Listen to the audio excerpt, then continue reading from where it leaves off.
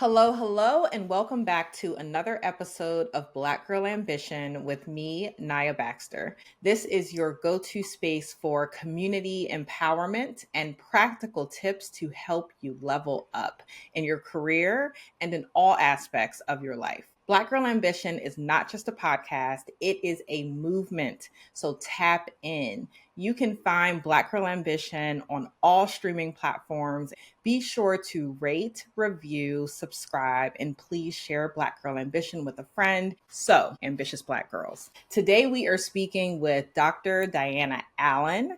Diana is a cybersecurity leader, a global speaker, a best-selling author, and an empowerment expert. Her insights and skills have afforded her opportunities to speak to audiences across the world, and she uses her research-backed methods to educate individuals on how to overcome those sticky career challenges and embrace their power. She's also the co-author of a book, Securing Our Future, Embracing the Brilliance and Resilience of Black Women in Cyber. She co-authored this with the Black Women in Cyber Collective of, I think, about 16 women. She is also an adjunct professor at the University of Southern Maryland and formerly served on the board of directors of Black Girls in Cyber, and mom to two young, precious little girls as well. I don't know how Black women do it all, but let me tell you, we do it all. Thank you for being here today, Diana. I'm excited to be here. Thank you so much. So I want to delve a little bit into your background in information systems and in organizational leadership.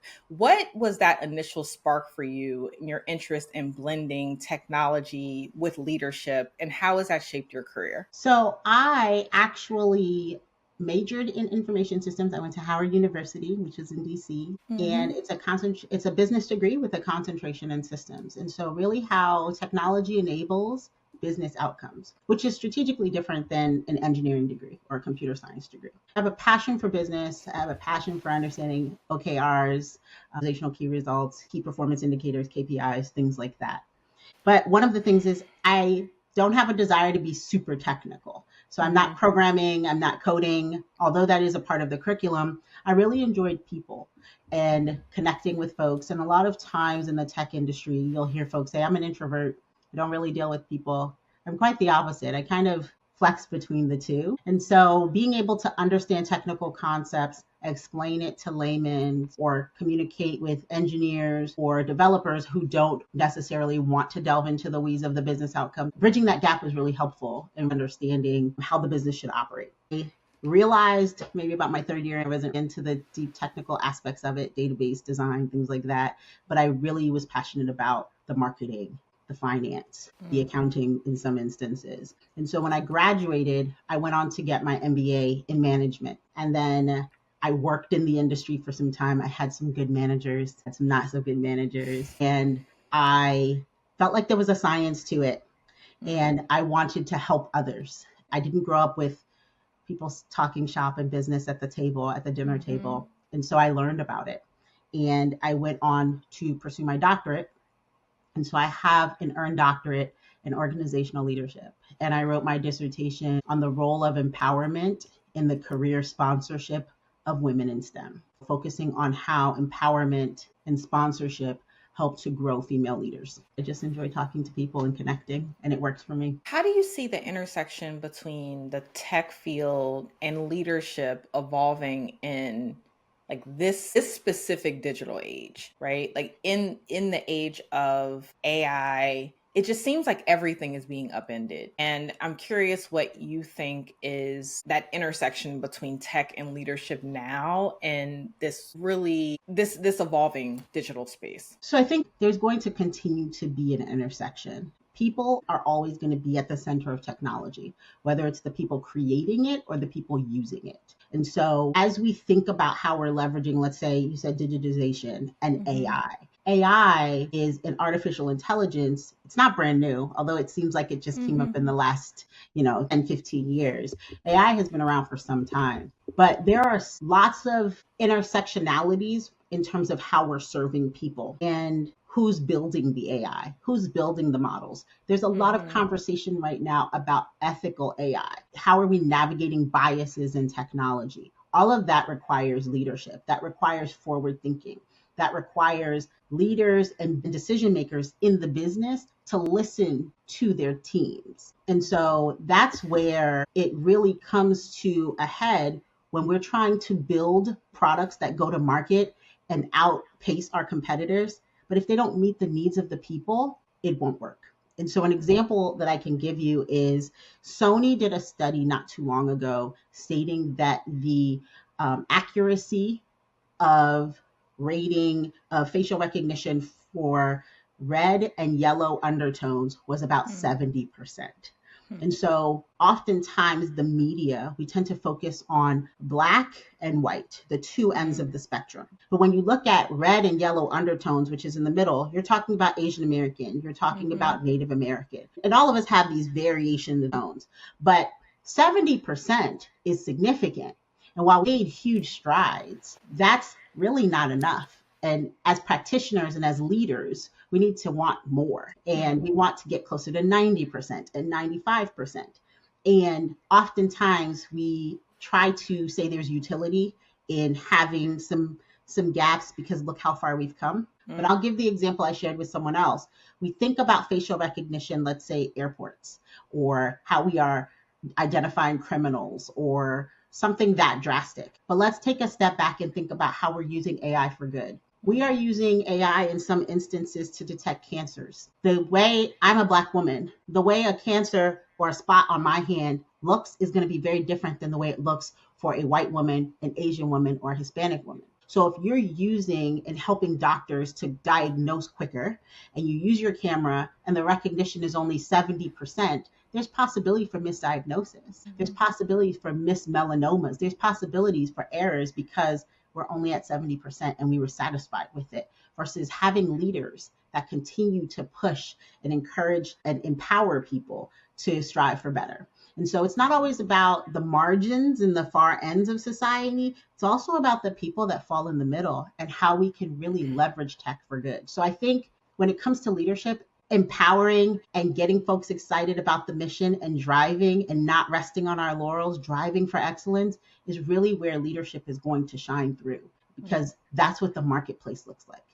And it relies on leaders who care about Absolutely. that constituency and diversity in leadership too. Agreed. Right? Because defaulting to the norm always leaves out the global majority. I want you to talk a little bit more about that, the topic of empowerment and creating a greater female pipeline of leadership, which is, I think, ultimately what your research was focused on. So talk to us a bit more about your dissertation topic and who your research focused on as well. Sure. I get very excited about this. So a couple of things. I have worked in corporate America for some of the largest companies. I've been at Google. I've been at Deloitte. I currently work for a late stage startup. I spent a good amount of time in 8A minority owned small businesses. That's how I just kind of cut my teeth, so to speak, in the tech industry, because I understand security, compliance, controls, laws, regulations.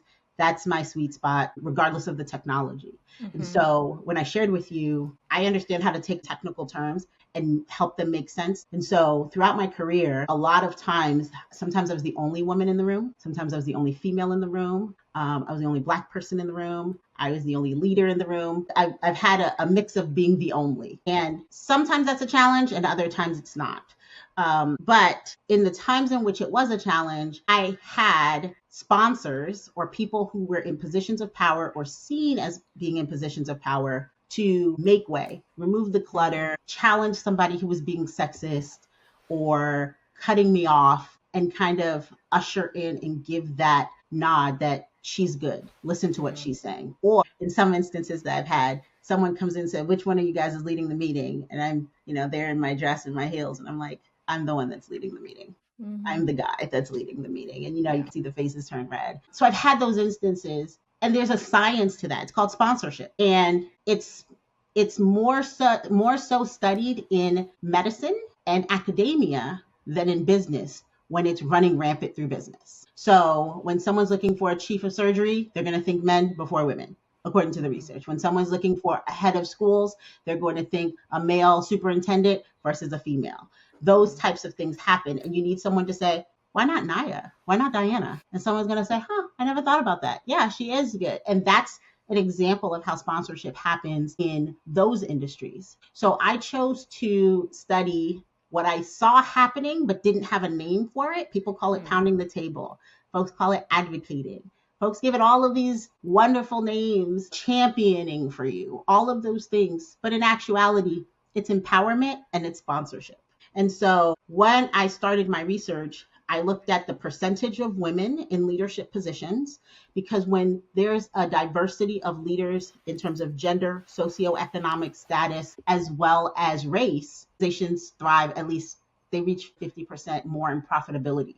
There's less turnover, there's greater retention, there are greater promotions, there are employee satisfaction ratings that go through the roof when you have women in leadership positions and they are actually able to execute in organizations. And so I backtracked into that, figured out why, how, because there is tokenism. So somebody could say, Naya's in this position. This one. That's wonderful. And you have no real authority. That's not what I researched. I conducted research on women in STEM across the field that were in senior director or higher roles at organizations within the US that had at least 1,000 employees. I interviewed women, and that was a challenge because there are so many women that are downplaying what their skill sets were, that it was hard to find participants at first. And you would read their LinkedIn or you'd read their bios, and they were doing this list of things. And then they would say, well, I don't know if what you're looking for, I don't have that title, or maybe you should talk to my boss or my manager. Wow. And then I'm like, are you lying on your LinkedIn? They say, no, I totally do that. I lead a global team. I'm leading a large P&L, but then they still don't have that confidence and that recognition. So I found people that had that. I interviewed them and I asked them, what were the actions, behaviors, and attributes of strong sponsors? And how did sponsors help them? And then I correlated that, identified trends and patterns, listened to their stories, and was able to extrapolate what people, organizations, and program leaders can do. So if there's a team of development, HR development folks that want to create programs, what can you do to make it more meaningful if you're trying to increase your pipeline of women? If you're a female and you feel like you're not empowered, what do you know that you need to ask for? And if you're an organization that wants to make a shift and you have a shortage of women, what are the recommendations as to how you can do it based off of people that have been through it, as well as how to be a good sponsor, or how to be a good mentor, and how to be a positive environment and a magnet for top female talent. I like how you broke that down by personal and then by organizational, like broader ways that sponsorship can be realized. But in thinking about speaking to individual women on this podcast, what specific things can they do to help them tap into that sponsorship that they need at work? Because we know it's necessary. If Absolutely. You're going to hit that next level, you have to have it, but it's just seems out of reach. And not even seems, has in reality been out of reach for far too many of us. I never had a problem necessarily having a mentor. Mm-hmm. And I think of a mentor as someone who gives advice. They give me their suggestions. It is often very deeply rooted in their own personal path, what they did. And so they're then giving me advice based on what they did. But there's no real advocacy. There's no real authority. There's no real power transfer. And it wasn't until I experienced sponsorship personally that I realized, like, oh shit, there's a real big difference here, because this sponsor is saying my name in rooms that I am not in. Absolutely. This sponsor is putting my name in the hat for opportunities I didn't even know existed. Absolutely. And it opened up a new level in my career when I was able to get that sponsorship. But, it's something that was really elusive. When I speak to women at work, I hear these same stories. I hear about the difficulty in getting people to care deeply about them in their own personal career journey. So I'm wondering, is there something that we can be doing to attract that sponsorship, to tap into that sponsorship? Should we be asking specifically for it? Should we be letting our work speak for ourselves? What's your perspective? I all of what what you said resonates with me. I'm going to give Yes. you a few things. Number one, it starts with performance.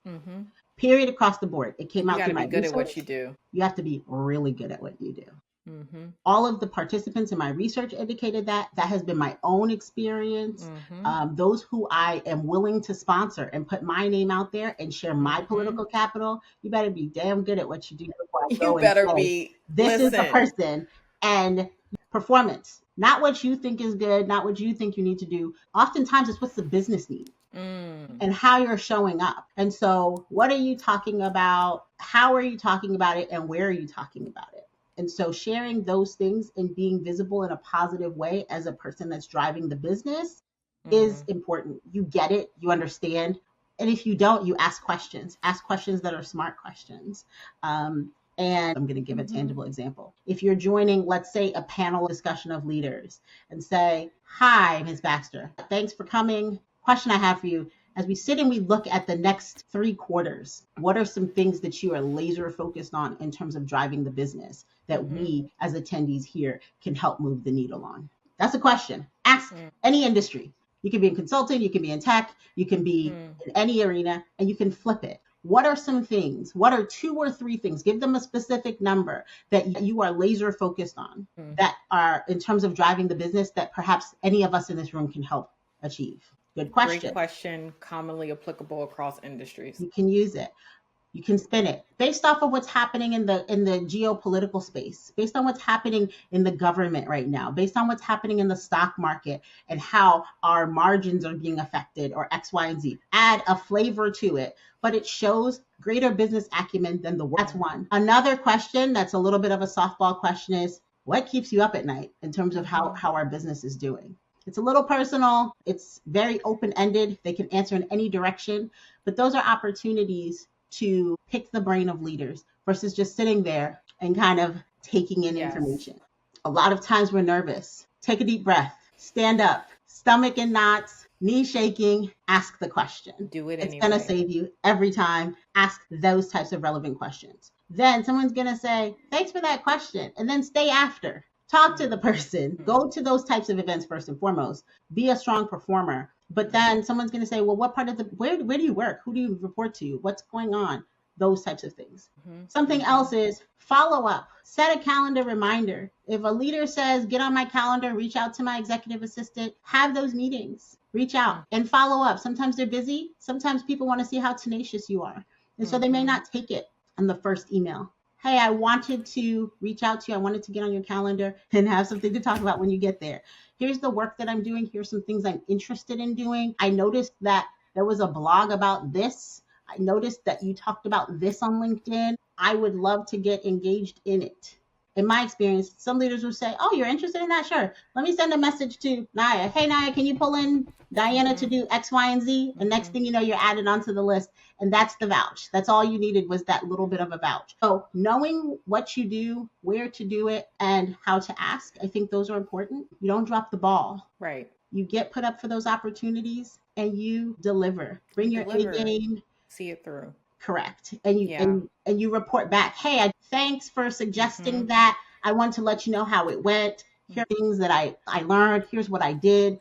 Those are helpful. Road shows of what you're working on. Here's a way to share a road show. Create a one-pager. Create a one-pager of some of the things that you've worked on. So here's me. Here's where I went to school. Here are my last 2 performance ratings, especially if you're doing well and you're being told that you're doing well, but you're not moving anywhere. So sometimes that has to do with visibility. So here are the projects that I've worked on. Here's what I've worked on outside of the organization. Here's what I'm forward thinking about. Put it in one page. Then you can have a conversation and say, I would love to get 15 minutes and get your feedback on this. That's how you can kind of brag a little bit without sounding braggadocious. I really, really love these practical tips. I also realize, like, I do all of them. I think all of those are incredibly smart, as well as the suggestion to put together a one-pager of your accomplishments, your personal brand statement, your goals for yourself, and set up 15 minutes with folks. Set up 15 minutes. I think 15 minutes is a great amount of time. Absolutely. because 30 minutes can stretch on, 30 minutes can get rescheduled, but 15 minutes, people will usually make the time for a 15-minute quick check-in. You make it super tight and you leave an impression. I love when people meet with me and they ask what they can help me with too. Hmm. I see on LinkedIn you're working on this, or I know that you're working on this, pitch or this RFP or this, whatever it is, and offering your time, I think is something that Coming with the can ask. really be helpful. Like, I just wanted people to say, hey. set up time with me all the time. They find me, they set up time with me. My calendar is filled with people looking to have check-ins. And I get so frustrated by the people who waste my time. They get on the phone and they have no real agenda. You know what their agenda ends up being? Tell me about your career journey. And then they want to hear me talk about what I did and where I did it. And it's such a lazy approach. It's a lazy question. It's a missed opportunity. I get off the phone, I'm annoyed, and I'm probably not going to prioritize time with you next. But the people that I remember are the ones who do exactly what you're saying. So those tips are great. Something I didn't touch on with your previous point, it's about social capital. And social capital is built on trust. So know you and they feel connected to you and you have trust, they're going to trust their brand with you as well. They're going to trust making a bet on you. Mm-hmm. And they're going to make a small bet, see how you handle that, bet. And then a bigger bet, and then a bigger bet. And well before they come in and start pounding the table to say you deserve a promotion, you deserve to be a VP, they're going to take a bet on if you can handle that community service day initiative. Mm-hmm. And if you came in, if you were constantly late, if you were blustering through, are you coming in prepared? What do people have to say about you? What's the experience working with you? Mm-hmm. Sponsors are typically at least 2 levels higher than you. Mm-hmm. A sponsor is going to be in rooms that you're not necessarily going to be in. They're going to talk about you. They're going to be in different planning meetings than your manager would be in. That's where you have a sponsor. So they're at least 2 levels up, oftentimes. And they have that influence. And I think listeners need to be cognizant of some people that you may not want to be your sponsor. They may be in positions and you don't want to be tied to them either. Yep. Every person that's in a leadership position is not always the best fit for you. You may not want them pounding the table for you. So you need to be cognizant of how you tie your brand when you understand what a sponsor looks like, and then also think about who you can sponsor as a mid-level manager. And you build that connection up and down, however you see it, you're in a really, really strong position as a leader and as you continue to grow. Those are invaluable tips, but I would say I felt the most helpless, the most dejected when I was delivering solid results and people were saying that, and I was doing great work and I was driving the business and I could not get promoted. Mm-hmm. Mm-hmm. Now you start to get into your head. Is it because I'm Black? Is it because I went to an HBCU? Is it because I didn't do this? Torn apart. I've experienced just that. I was also stuck in a spot of not being able to get promoted and questioning, what is it? Is it me? Am I not capable? All that imposter syndrome creeps in. But you know what I realized was really the key for me, and you mentioned it earlier, but we could perhaps go a bit deeper on it, is visibility. There were 2 things that made the difference for me. One was visibility, and being really, really intentional about making myself visible, because I used to be a bit more uncomfortable. I kind of trusted that if I did a good job, it would just bubble to the surface. But I started saying yes to the panels. I started saying yes to delivering and designing the workshop. I started to show up on the town halls. And so the opportunity started to get bigger and bigger as I started to do that. But it was an intentional decision, I remember, to be visible. And I was terrified at the time. It was not comfortable. Correct. But I was like, I'm going to challenge myself and see what happens if I approach it like this. So visibility was one. The other one that was really key for me was authenticity. Earlier in my career, I wasn't really myself. I didn't really show my personality. I didn't really show my style. I was trying to blend in.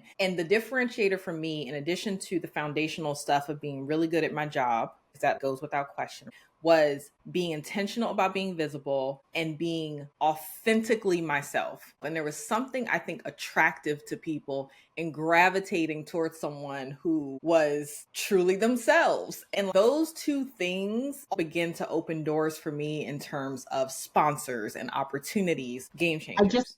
I think visibility is important. But when I was kind of wringing my hands and I was showing up to work every day and I was trying to fit in and I was trying to do all of these things and I was beyond frustrated. I remember having a conversation with a senior leader. So she was a white woman, as opposed to being a man in tech. I just had to open up. And I was like, I am delivering and I feel like I'm killing it. What the hell am I missing? She took the opportunity to give me some feedback and some perspective. And I've never forgotten it. What she shared with me was, you are delivering and you're doing well and you're great, but nobody knows you.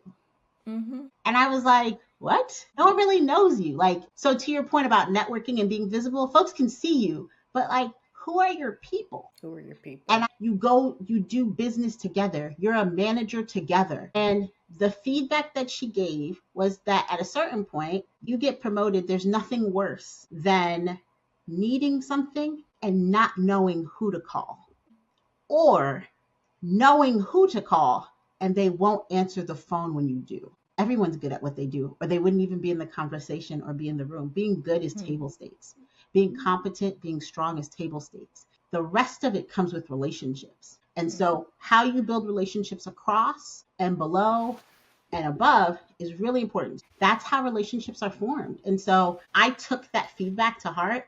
People need to know who you are, trust you, like working with you for the most part. And that's up and down. So if you don't have anyone that wants to work with you, you're not going to get promoted to lead folks because you're going to cause attrition. So I think we have to think about the relationships, how we show up, how we want to be perceived, who we want to connect with. All of those lead to sponsorship and empowerment. But when no one knows anything about you, folks are kind of like, yeah, she's good at her job, but I don't know anything about her. Like, is she trustworthy? And it's beyond where you went to school. And so many of us have been taught to keep your heads down, do our work. Someone's going to notice us. But you have to keep your head up. You have to pay attention to what's going on around you. And you have to integrate into the environment. Otherwise, it's going to move around you. You mentioned it. That door that opens up, you find out when you get a sponsor that gives you access. Suddenly you're going to breakfasts and dinners and lunches. And you're like, of top performers or people with potential, or you're getting these opportunities to go to conferences or conventions or invited to people's homes. And you never knew, but you felt it. Until I experienced it, I was like, there's something going on and there's an undercurrent happening in the background and I am missing it. No, everyone, no. Everyone would say, there's nothing going on here. No, it's all the same. Everyone gets the same opportunities. Maybe, but then when you have that person that suggests or who has credibility and gives you that thumbs up and that vouch, and then that door opens and you find out there's a meeting before the meeting and a meeting's happening, then you're like, I knew it. I felt it. I sensed it. And everybody was tight-lipped about it and made it seem like I was losing my mind. And it's not true. That's the definition of sponsorship and empowerment that I studied. Empowerment has a couple of elements. There's psychological empowerment, structural empowerment. And structural empowerment is what your sponsors, mentors, and company can give you. Access to resources, giving you training and exposure. Those elements that you need to be successful. And what happens with women of color, you're going to get a couple of things that happen. You get a role, you get promoted, and it's never announced. Your counterparts get an announcement. Hey, everyone, please welcome Jen. Please welcome Sarah. Please welcome Diana to the team. She's going to be leading our XYZ effort. That's it. She's been granted authority. She's been given that intro. Wonderful. We often get these things called silent promotions. Hey, Naya, congratulations. You're going to go do this work. Go ahead. Here's some meetings that you need to go to, and you go. And now you walk in and you're leading, and no one told anyone else that you're supposed to be leading these things. And now you have to justify your presence. You have to explain what your role is. And maybe they will believe you and maybe they won't. Someone will give pushback because no one bothered to do the announcement that they normally do for everyone else. Oversight, maybe, but impact, huge. Other things, you need a team that has 5 people on it and they give you 3. Oftentimes when we're in leadership, we can probably do the work of 2 people because we're good at what we do. But if you're expected to lead the team and deliver on the team and you're one of the 3, you're short. Or you don't get the same amount of time to complete a project that your counterparts got. You're being judged on the same fiscal year, but you came in 6 months before it ended when your counterparts had 18 months. So when you see that lack of structural empowerment happening, Absolutely. what can we do? What are tactical ways to walking this line of advocating for oneself, communicating strategically? How does one do that to be effective in a situation where they're not getting what they need at work and they see that this distribution of resources, the announcement of their promotion is not happening and it's impacting their ability to be successful? I think we don't call it out well. What happens is we kind of gripe and complain. We go to happy hour, we go to brunch, we talk to our friends about it, and we're like, girl, this is what's happening. This is what they're doing. And then we grind it out. We suffer through it. And they gave Joseph all of these resources and headcount, and I don't have any of it. We are not understanding that it is a lack of structural empowerment and it is something within our organization's control or our control. And so now it comes time to having conversations that are not complaining, come up with solutions. I've noticed a couple of things. I was in here, I came in, I know that we typically do this. I've had a couple of instances where I've spent a lot of valuable time explaining what I'm here to do. And it would be great to have your support. You're not complaining, to have your support. If you could come in, help level set the room, the team, the conversation. It'll take about 15 minutes of your time, but I think it would be a huge benefit to everyone for us to all be on the same page about what my role is and what I'm going to be doing. Are you willing to do that? Clear ask. Very specific. It's about the impact, and really it's Correct. geared towards better delivery Correct. of the work and the because I'm impact. spending too much time explaining myself to people. I need the positional authority so I can do my job. Can you remove this barrier for me? What can happen if that's not the case, when you have to explain for the third time why you're there, or the second time, is you can get annoyed, come across as annoyed. And so you are also managing your brand and your image and how you're showing up. Asking for leadership support, vouch for me, shut it down so I can move on. That's one. Hey, I need headcount. We all need headcount. That's a problem. So that may not work in that instance. Restructure how we're doing things. When you tie it to results and when you tie it to the impact that it's having to the business or to the work versus it's hurting my feelings, that can be very helpful. So when you see it and you see the disproportionate things happening, you call it out, but you do it in a way that's tied to the results and to the business. There are several ways that we are not empowered in business and in our roles. And we need to be able to vocalize that in a way that helps promote the other part of empowerment, which is psychological empowerment. And that's tied to our personal belief of value to the organization. When you have all of these structural elements missing, you start to question, am I in the right place? Am I doing the right thing? What am I doing wrong? We don't want our psychological empowerment to get impacted by not having the right structure in place. So we need to think about that. Don't wait for the invitation. Take that standpoint of, why not me? Why not me? If they're out here giving 30% bonuses for top performers, why not me? If they're out here giving trips to London and Mexico and Prague because you're delivering above expectations, why not me? That's the statement. Why not me? That's a great place for us to pause as we're transitioning to the end of this conversation. But I love that question of why not me, and stop waiting for permission. Stop waiting for permission. The world will pass you by, and ask boldly, why not me? Why not me? I want to ask a couple more questions. So one of them, which I have started to ask every speaker on the Black Girl Ambition podcast, is, what is your greatest ambition for yourself? I'm so close to living it all right now, but it's freedom.